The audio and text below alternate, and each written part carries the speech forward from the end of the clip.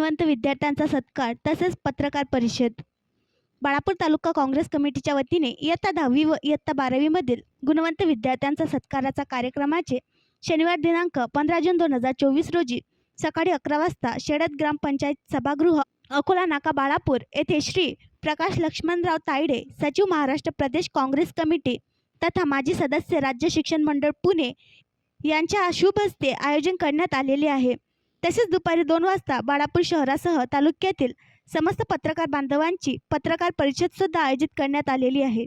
या पत्रकार परिषदेत प्रकाश लक्ष्मणराव तायडे, सचिव महाराष्ट्र प्रदेश काँग्रेस कमिटी तथा माजी सदस्य राज्य शिक्षण मंडळ पुणे हे आपल्याला मार्गदर्शन करणार आहेत।